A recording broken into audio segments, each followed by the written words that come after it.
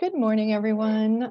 We are here for our Insider Power Hour, and so excited that you're all here. We're going to actually continue to work on our inflammatory or reducing our inflammatory score. So if you weren't here last week, we talked about what were the best anti-inflammatory foods, how to identify which foods were inflammatory, and now we're going to move on to stress. But I'm going to share my screen with you real quick.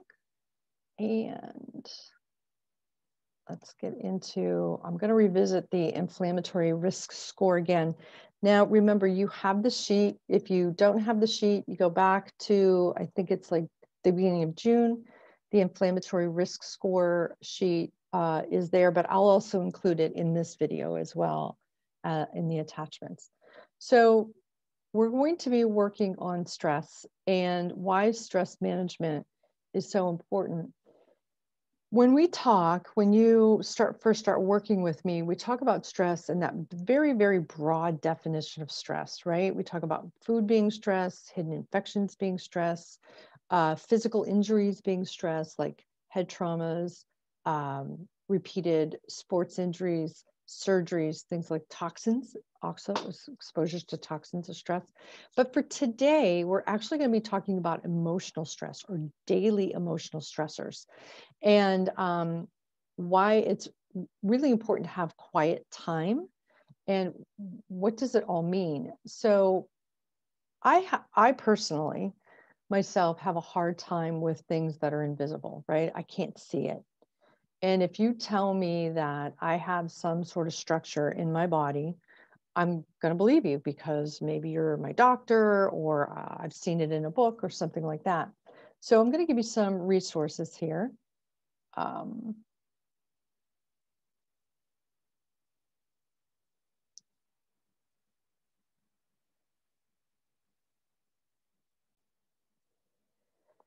So I want to thank one of my mentors and resources, Dr. Laura Salyer, for her wonderful graphics about the vagus nerve. And so I think I've talked to you, a couple of you, about the polyvagal nerve and what it really does. And when we start working together, we do talk about what are the metabolic effects of fight or flight. So I'm going to even take it down a little bit deeper into that. So the vagus nerve actually does two things. It directs our parasympathetic nervous system, or our rest and rejuvenate part of our biology. And then also it ramps up our sympathetic nervous system, our fight and flight. And most of you understand that we measure that with our adrenal stress testing. We look at your cortisol and we understand what the pattern is, how that all influences what's happening.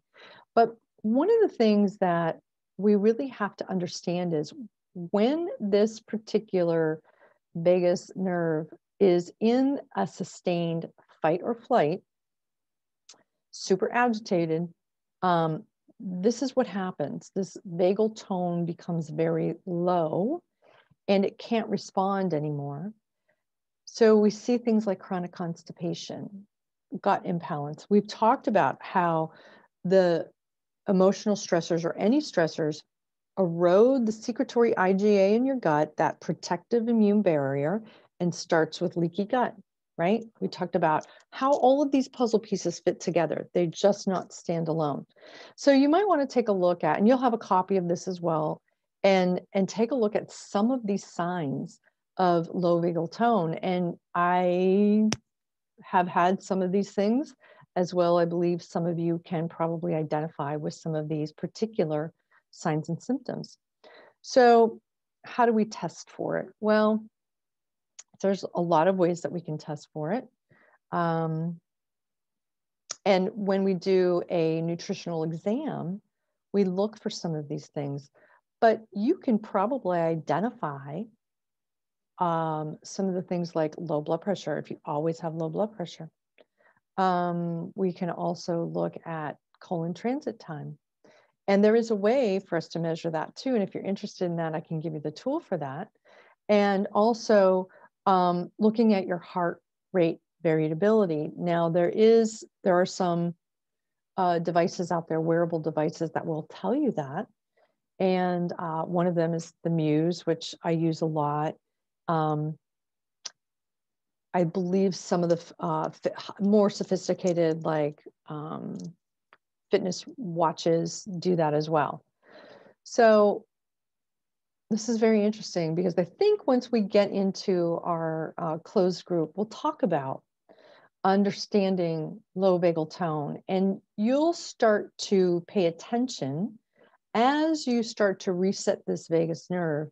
You'll be able to pay attention to what your body's telling you when you feel these things, and you'll be able to understand where the cause was, and you pull a tool out of your toolbox that you'll be able to use. Now we're going to talk about the tools here in the next handout.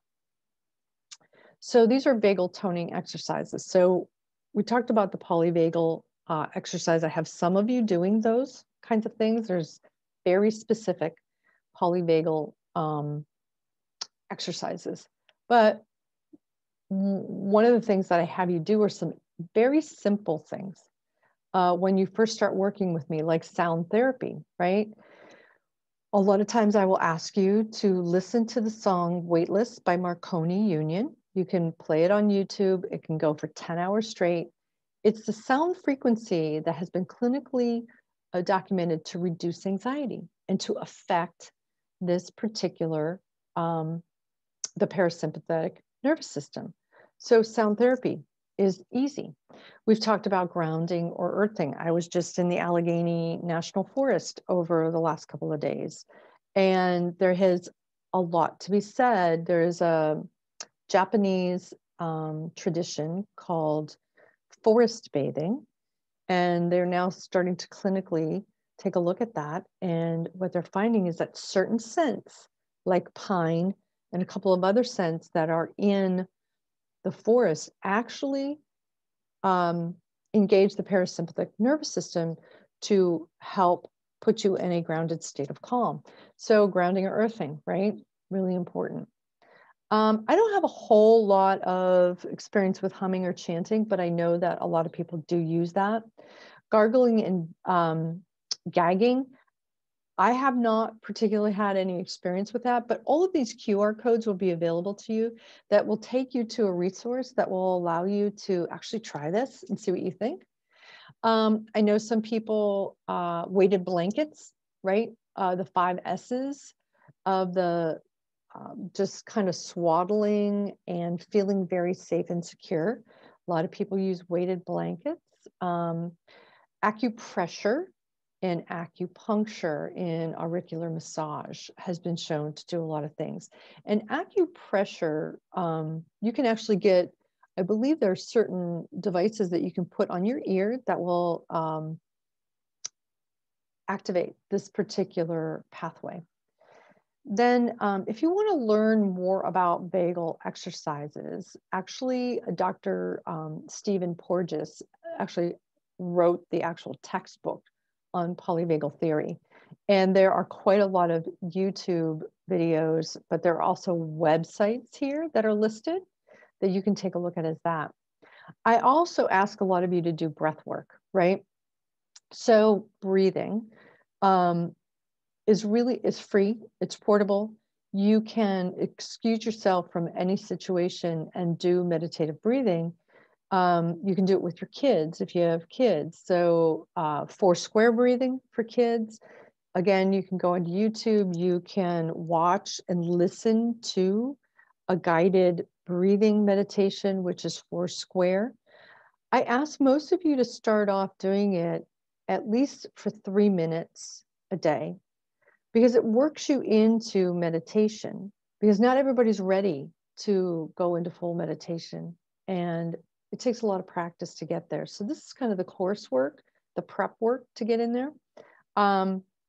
It is very, and if you partner this with being out in the forest, you've got a double win, right? I don't know much about Havening technique, but The psychotherapy world is using this quite a lot. And I think in the polyvagal exercises, it does talk about eye movement. EFT tapping is used quite a lot now in traditional cognitive therapy. They're using that as well. This Rosenberg's basic exercise, this is part of the polyvagal collection of exercises to do. And then, of course, guided meditation. There are a lot of things that you can do to get into a meditative state. You can float. If you've never done any kind of floating, it is a really good way to get into a theta state relatively quickly. I would ask you to get a meditative instructor if you really want to get into meditation. Guided meditation is okay to get started. However, if someone is talking to you while you're trying to meditate, they're actually distracting you from meditation. And then I like yoga, Tai Chi, Qigong. I personally like Tai Chi. I'm a moving meditator, and I like yoga. It focuses on the breath. It focuses on concentrated movement. And it's very, very helpful. And there's all kinds of levels that you can use. And if you've worked with me, you know that I ask you to, some of you, to stop doing your intensive exercising and move into a more calming exercise like yoga. Start off easy, 10 minutes. I don't want you to do more than that a day until we start moving you into and partnering these things together. Now, when I talk about your toolbox, your functional medicine toolbox, as we start to work together, these are the tools that I'm talking about. Understanding, maybe trying them, a few of them out, and understanding when you might pull them out and use them. Obviously, you're not going to use gargling and gagging in the middle of a restaurant, right? If you're stressed out because you're having dinner or lunch with your family, but you might use some meditative breathing. You can do some very slow breathing. You can excuse yourself, go to the bathroom, walk outside, do something like that. You can even do doodling on your, if you have a paper placemat or something like that.